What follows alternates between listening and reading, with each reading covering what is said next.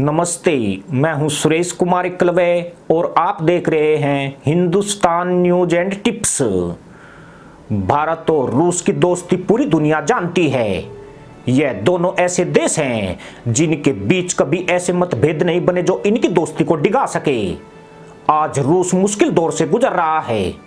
पश्चिमी और यूरोपीय देश उसके खिलाफ एकजुट हैं और यूक्रेन के कंधे पर बंदूक रखकर उसे कमजोर करने की साजिश रच रहे हैं।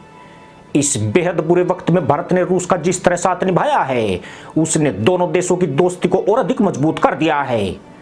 कहा जाता है कि बुरे वक्त में मित्र की पहचान होती है। रूस और भारत ऐसे मौकों पर सदैव एक दूसरे के साथ नजर आए हैं। रूस यूक्रेन युद्ध के शुरू होते ही दुनिया में समीकरण तेजी से बदले हैं।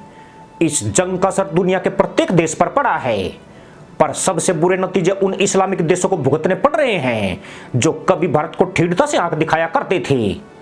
भारत के आंतरिक मामलों में हस्तक्षेप करने वाले ये देश अब बेचैन नजर आ रहे हैं। इसकी वजह यह है कि अब भारत को इनकी इतनी जरूरत नहीं रही है कि वह इनके दबाव के सामने घुटने टेक दे, बल्कि इनके लिए भारत की ज्यादा जरूरत बढ़ गई है। रूस यूक्रेन युद्ध के बीच भारत रूस पर पैसे की बरसात कर रहा है। साथ ही एक ऐसा रिकॉर्ड भी बना दिया है कि मुस्लिम देशों की तहमंद मंडी में हड़कंप मच गया है। अंतरराष्ट्रीय मीडिया रिपोर्ट्स में खुलासा हुआ है कि इराक के बाद अब रूस भारत का सबसे बड़ा तेल आपूर्तिकर्ता देश बन गया है। बीते मई में रूस सऊदी अरब को पीछे करते हुए भारत का दूसरा सबसे बड़ा तेल आपूर्तिकर्ता देश बन गया। हालांकि इराक अभी भी इस मामले में नंबर 1 पर बना हुआ है। मई महीने के दौरान भारतीय रिफाइनरी कंपनियों को लगभग 8,19,000 बैरल प्रतिदिन रूसी तेल प्राप्त हुआ है, जो किसी भी महीने में अब तक का सर्वाधिक रिकॉर्ड है। वहीं अप्रैल महीने में रूसी तेल की आपूर्ति लगभग 2,77,000 बैरल प्रतिदिन हुआ करती थी, यानी एक महीने में यह 3 गुना से भी ऊपर पहुंच गया है। आपको यह भी बता दें कि भारत में प्रतिदिन लगभग 51 लाख बैरल प्रतिदिन तेल की खपत होती है। पहले इस खपत में रूस का हिस्सा 1% से भी कम था, लेकिन जिस तेजी से भारत और रूस के बीच तेल व्यापार बढ़ रहा है, उसमें रूस की भागीदारी 20% से ऊपर पहुंच सकती है। जबकि भारत ने कुवैत, कतर, सऊदी अरब, यूएई और इराक से भी तेल खरीद में कटौती करके उनकी सांसें फुला दी है। भारत दुनिया में ऊर्जा का तीसरा सबसे बड़ा उपभोक्ता है। कोई भी तेल उत्पादक देश इतने बड़े बाजार को खोने का जोखिम नहीं उठा सकता है। भारत खरे पैसे देकर तेल खरीदता है। यहां पर उधारी का कोई मतलब नहीं है। इसका असर पैगंबर विवाद में भी उस वक्त देखने को मिला जब सऊदी अरब, यूएई, कुवैत, इराक, ईरान का जोश साबुन के झाग की तरह बैठ गया।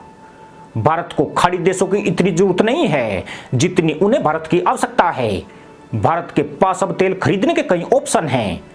रूस के अलावा नाइजीरिया और अमेरिका से भी तेल खरीदा जा रहा है।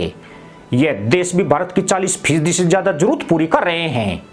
इसके अलावा भारत भी 12 से 15% तेल उत्पादन करता है, जिसे बढ़ाने के लिए नए तेल कुओं की खोज की जा रही है। कहा जा रहा है कि सुंदरवन में सरकार को कई ऐसे स्थान मिले हैं जहां करोड़ों टन तेल हो सकता है। रूस यूक्रेन युद्ध को तेल उत्पादक मुस्लिम देश अपने लिए फायदे के तौर पर देख रहे थे।